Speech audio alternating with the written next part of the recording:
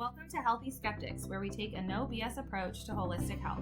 We're a mother-daughter duo who believe in redefining health by going beyond rigid protocols, detox fads, and restricted diets. Here, we dig deep into root causes, challenging traditional and holistic medicine, and talk about what really works in today's world to help you feel your best. Join us as we sift through the noise, tackle myths, and offer real insights into holistic health with a healthy dose of skepticism. Hi! Hi! Hello. Okay, well, welcome to the Healthy Skeptics podcast. This is our first ever episode. Yay. Thanks so much for being here. Quick introduction. I'm Kate. And I'm Dr. Michele. My mother. My lovely mother. Mom-daughter duo. You'll get that as we go along, so it's okay. We'll talk over each other, interrupt each other. Make fun of each other. Yeah, it's all good. All the things.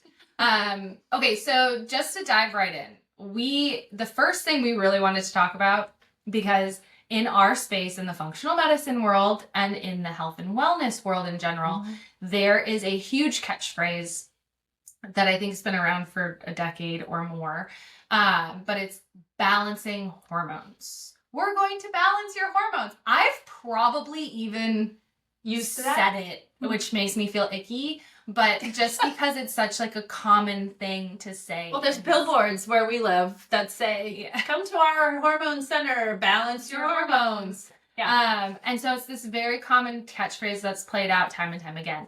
And I hate it, but also, which is funny that I probably use it, but also I think what we want to do today is give you guys some information on how to have a more intelligent conversation with a practitioner that you want to work with, because there could be something hormonally that is not working well for you.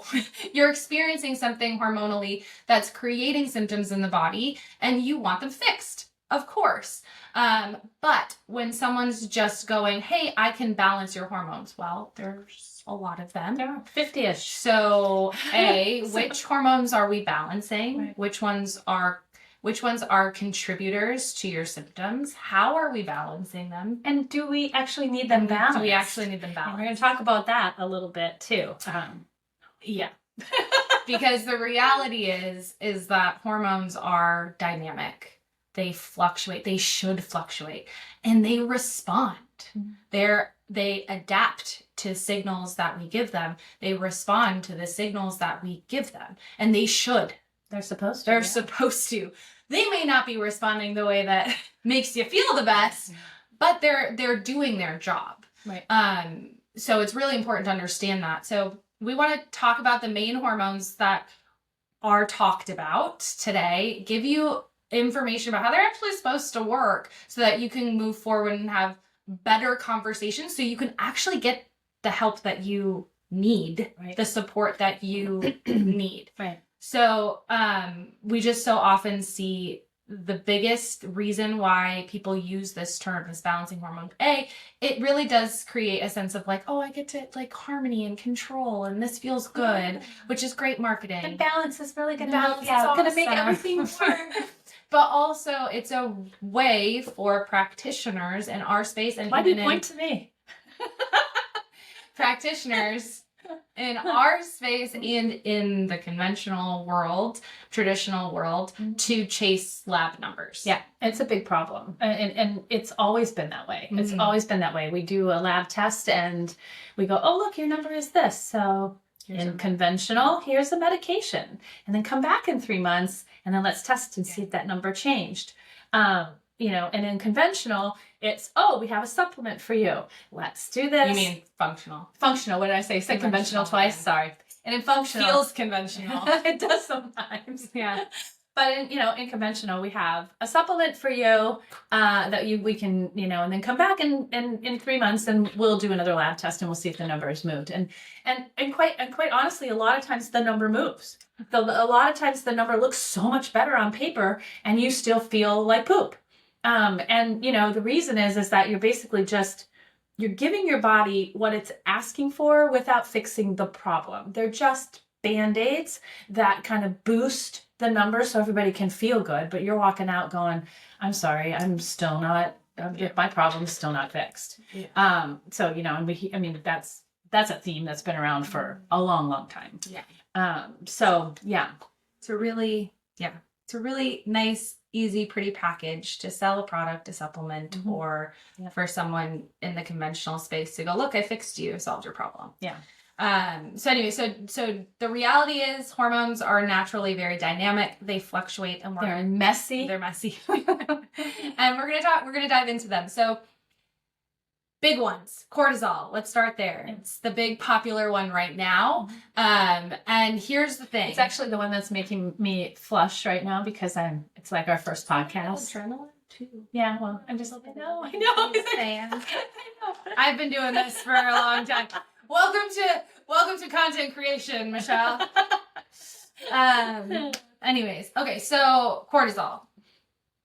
Thing is about cortisol is that in order to have I'm going to use the word balanced cortisol. Cortisol actually has and operates on a curve. So cortisol should actually peak in the morning and it should taper off as the day goes on so that it's at its lowest point so you can go to sleep. Okay. But it should have this nice curve. So you could say, okay, in order to have balanced cortisol, I have this great response. Right. With this great curve, this great cortisol response. But in reality, what we're seeing in our space is people promoting and selling cortisol lowering as the thing that you need. You need to lower cortisol. Now that may be the case, but a lot of the times, if your cortisol isn't responding appropriately, lowering it even more or doing things that could result in a flattened cortisol curve can be really cause a lot of symptoms. A lot of fatigue, exhaustion, mood symptoms. Yeah. It also lowers your immunity, so you're not able to fight off, whatever the heck might be coming your way. Yeah. And in reality, it's a stress response. So this is a survival mechanism. And if your cortisol is always low, which it shouldn't be always low. If you guys believe that, it shouldn't be always low. We should have a fluctuating proper stress response. And that's a survival mechanism. So cortisol should rise in a stress situation and then come back down. You should have an appropriate response to stress. And honestly, when we see women that have super low cortisol or flat or our hormone is responding in that way, we're seeing irritability off the charts because they no longer have the resources to respond appropriately to stress. Right. So it's really important that if we're going to talk about real balance of cortisol, we're actually talking about supporting a nice, healthy cortisol curve, a healthy cortisol response, a good response to stress and stressful situations, and that it's not just always about lowering.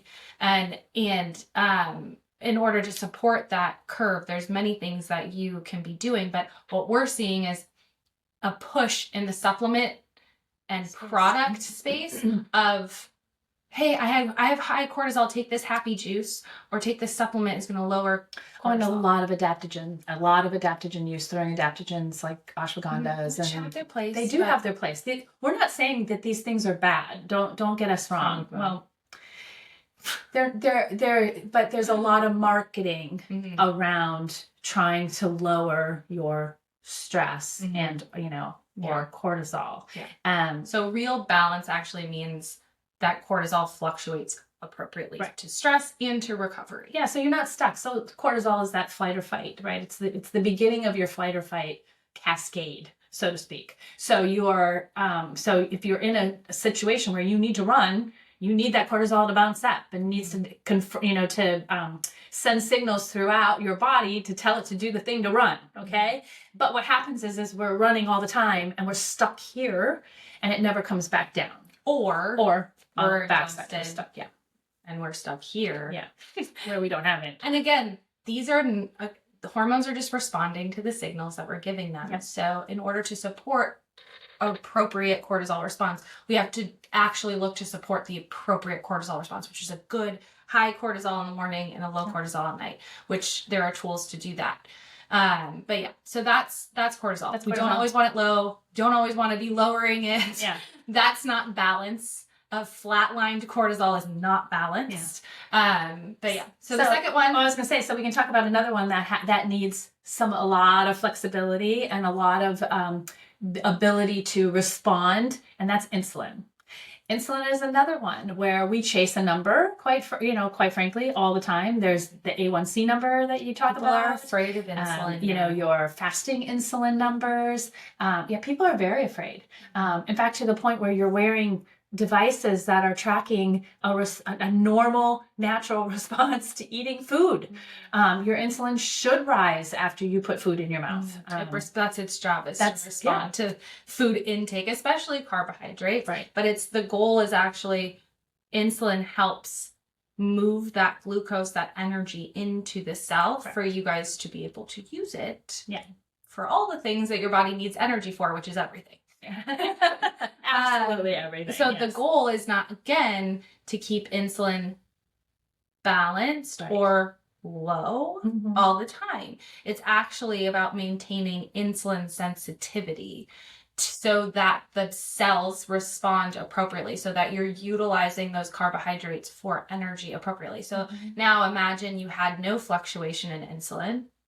That's what we call insulin resistance. That's a problem. Yeah, that is. And you'll have a lot of uncomfortable symptoms because of that. We don't want, again, low insulin all the time, flatlined insulin. So it's again, when we're talking about balance and you want to improve your insulin response, that's a great goal. And you may have symptoms because your insulin is responding a certain way, like staying high all the time, or staying low all the time. But it's important that, again, we support the right thing here, and that's really what we're trying to get. That's really what we're trying to get at. So then moving on, the most common that we typically want balanced when we're looking for hormonal support is estrogen and progesterone.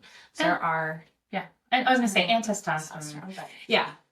Our sex hormones. That's what women talk about all the time, and I think that is the when someone says, "I want to balance my hormones," that's what they think. That's what they think they want. Yeah, exactly. They want their sex hormones balanced, but again, sex hormones shift. They're very dynamic. They shift not only through our monthly cycle; they shift in phases of our life: pregnancy, postpartum, perimenopause, menopause, puberty. These are probably some of the most dynamic hormones and fluctuating hormones that we have. So again, we definitely do not want static levels of estrogen and progesterone. This is partially why the synthetic hormone game, and this is there's many reasons why the synthetic hormone game isn't awesome. Again, another podcast we can do in the future. Right. But one of the reasons is it's creating constant hormone levels where there should be fluctuation. Right. And that's a real problem. That can really lead to more uncomfortable symptoms, more chaos in the body. And we see that with all three of those. We see that with estrogen, with progesterone, and with testosterone. For example, testosterone and acne, for example. We see that with people getting supplementation for that. We see people getting progesterone and taking it on a daily basis when it really should only be high for a short period of time in your cycle. We see people taking estrogen on a daily basis, which estrogen should also have a curve to it as you go through your cycle. And this cycle is always, this isn't, oh, I've reached menopause, I'm beyond that, I don't have that anymore. No. You still do. It's just manufactured in different ways, and we make it differently. And honestly, it's like that's one of the problems, is that we go in, and even functional medicine and traditional aims to either increase or decrease estrogen and progesterone with medications and or supplementation. Right. And it's like we're ignoring the shifts completely. And like menopause, estrogen should be lower than it was. Like, this is a normal shift that should take place. So now we're going synthetically, putting more estrogen into a body that may not need the levels that we're giving it, and we're creating a lot of stress on the body, a lot of stress on our detoxification system. It is really important to remember, and I'll probably say this again, just because your hormones aren't responding the way that you want them to does not mean your body's broken. Yep. Your hormones, again, the appropriate way for them to respond isn't necessarily the most comforting to you. And typically what we see is that people get very like, oh, something's broken, something's wrong with me because my hormone levels are this or that. And actually your body's responding appropriately. Your body's actually doing the job that it's supposed to do. You're feeding it information and it's responding appropriately. Go ahead. No, I was just going to say an example of that is, since we're in the sex hormone box here, an example of that is we see a lot of women come in and they're taking daily progesterone. And so trying to get that number up. Like, I want that number to be up. And it's like, well, it's down for a reason. And, you know, when your body is having issues elsewhere, it's not, if other systems are not working appropriately, or, you know, your body's communicating and you don't have the energy or the resources for the body to be able to do what it needs to do. For example, fertility. You know, your body goes, no, we don't have any, I barely have energy to get you up in the morning. We're not making babies. So we're going to take those sex hormones and we're just going to put them aside. Your body wants them to be low because they don't want you to get pregnant. And now we're going to go feed it the synthetic. It's very stressful. Sometimes we just have to trust that the body knows what it's doing. And if we're having symptoms and we need support, then we need to start feeding the body different information. And that's what you need to learn how to do, which is great and important. It's what we do every day. But the problem is the lab choosing and all of that. And I think that's part of the conversation you can have with a practitioner, is to say, look, can you help me understand what exactly is happening right now, so that you can start to put it together. You know, we need to trust our body and the messaging and the communication that's coming out of it. And if you can have a longer conversation to say, look, okay, I understand you're telling me these numbers are low, but what might be the reason for that? Why are my numbers low? Can we fix that? Instead of just throwing something to make it. You don't need to fix it. No, but I'm just saying, you know, it's causing me pain, discomfort. You know, so I want to understand how I can get rid of that discomfort. I want to feel good. I want to feel energized. But that's a different conversation than even like, oh, fix the root cause. Because, and I'm going to go off on a little bit of a tangent here because you just kind of reminded me of that. But it's like, maybe you don't need to fix that. Maybe your body, okay, it sucks that again, just speaking to estrogen and progesterone, it can suck when we have low levels of progesterone because maybe we have heavy periods and PMS or some of those things. Or mood swings. I get it. That's uncomfortable. But when you start to ask why, and like you said, if body's shutting that down for a reason and you understand that reason, maybe you don't need to fix it. Maybe you don't need to fix your body. Maybe there's nothing broken about that. And what we're really doing is going, okay, I want my body to feel like it can create that. So what do I need to do in order to support? Not fix, because this is not broken. It's not just going to say, we shouldn't use that term. I shouldn't use that term. We use it all the time. It's normal. It's so normal to use it. But I'm just thinking about it now. I'm hearing you say. Sorry. Yeah, that's good though. It's a good conversation though. And you're right. Our bodies operate to basically protect us and to keep us alive.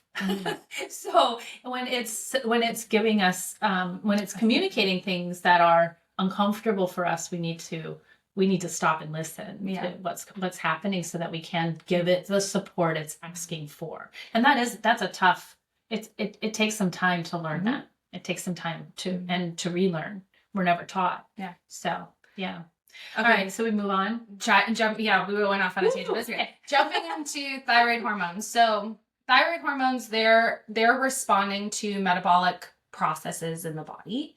And stress. Thyroid hormones are like, stress is the big reason why these guys either go hypo, slow down, or go hyper and speed up. Stress is the message that is telling them how to fluctuate. Again, we don't want to stabilize these hormones.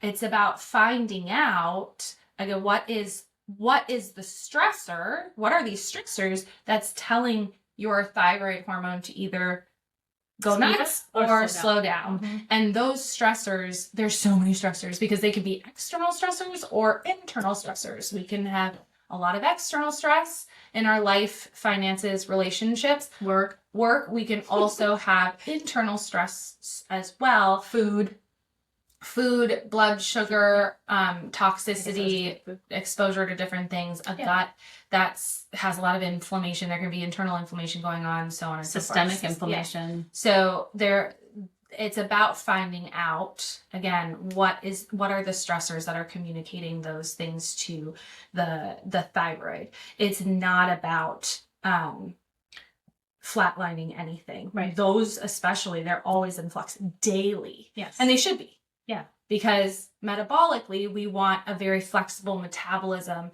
that is responding again to the information that it's being given. Full stop. You could keep going on that. Yeah. I am going to throw in though one of my pet peeves on thyroid is that in conventional we test for usually one just one thing, and that's TSH. TSH is not a hormone. It's actually a brain communication that is part of the feedback system that talks to your thyroid hormones. And we test that as a way to say, oh, well, what's it really communicating? What we need to understand is how the thyroid hormones themselves are working. So if you're going to have a conversation with your practitioners and you're like, how come you're only testing this? I want to understand how the actual hormones are working. Can you test those so that we can start to appropriately find out what's happening? Now, that's just the conventional, I'm just saying from a conventional standpoint, if you're going in and you're getting medications based on a TSH number, I would ask for something a little bit deeper. That's all I'm saying.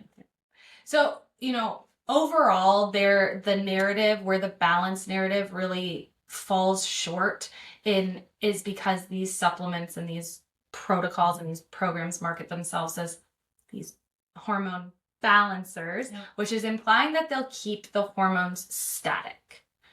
We don't want that. We want well-adapted, fluctuating, dynamic hormones. And again, if you're experiencing symptoms of our hormones being flatlined, or you're experiencing symptoms of your hormones being adapting in a way that doesn't make you feel good, that's important to acknowledge. But then it's understanding when we say understand the root cause, it's understanding that why are your hormones responding this way so that you can support that. So if you need to feed it different information because that's its why, then you're able to do that. That's root cause. That's what we're doing. We're not trying to fit. This is not broken. You might just need to be giving it different information. Right. And information meaning, stress lowering, changing your diet, improving your sleep, mindset. Yeah. I mean, also there's so many things. Our body's constantly taking in information from our environment. I mean, on a second by second basis. And so it's becoming more aware of those things in order to give our body different information so that it feels safe, supported, and has the energy requirements it needs in order to function well. I also think there's just this huge psychological impact of balancing hormones, because it really does imply that if there's not perfection or this like perfect balance, that we have failed and that our body is broken. And that feeds a really dangerous psychological mindset that again messes with the information that you're giving your hormones and keeps you honestly stuck in this loop. It's a total doom loop. But that's kind of, I also feel like the point, because then they can sell you more programs, more supplements, more medication, more, because you're so concerned about the balance. When in reality, we want you to shift your focus away from the balance and the perfection into dynamic, fluctuating adaptability. Yes. That's a much better word. I like adaptability. I'm going to start using that. Yeah. That's a good We word. can help you adapt your hormones. Adaptability. Yeah. Adaptabilitize your hormones. Great. Is that a thing? But there should be more of an emphasis on the ups and downs and understanding the true nature of them. You know, what is optimal and what information can be given, you can be giving the body in order to support a better outcome. Right. So have a better, more intelligent conversation moving forward. Being empowered with this knowledge. I know we could go into great detail about every single one of these, and we probably will on this podcast if you continue to listen. We're also really good at rabbit holes. Yeah, but just moving forward, we want you to be able to get the actual help that you need, not just lab chasing, number chasing, manipulating numbers, not just buying the next supplement, following the next protocol for lowering cortisol. It's much, much more important to understand the dynamics of all of this. Mm-hmm. So yeah, and it's also a mindset that you're not broken. Mm-hmm. Your body, good point. Your body doesn't need to be fixed. You just, have that mindset about like my body's actually protecting me. My body's doing exactly what it needs to do. I just need to now do a little bit of detective work to figure out how I'm going to change that information that my body's getting. Yeah, and there are very few people. It's very rare. Yeah. To have a body or a hormonal system or something in one of these hormones to actually not be responding the way that they should. Appropriately, yeah. Right? So like there are diseases genetically and otherwise that would prevent proper, appropriate hormonal response. Those exist, and we're not saying they don't. But 9 times out of 10, your body's actually responding appropriately. Like we said, it doesn't need to be fixed. It's just been giving information. It's doing its job. Mm-hmm. So you just need to, change the information.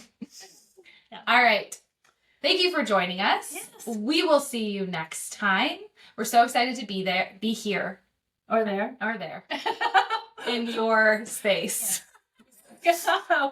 We are. No. Yeah. So see you next time. See you next time.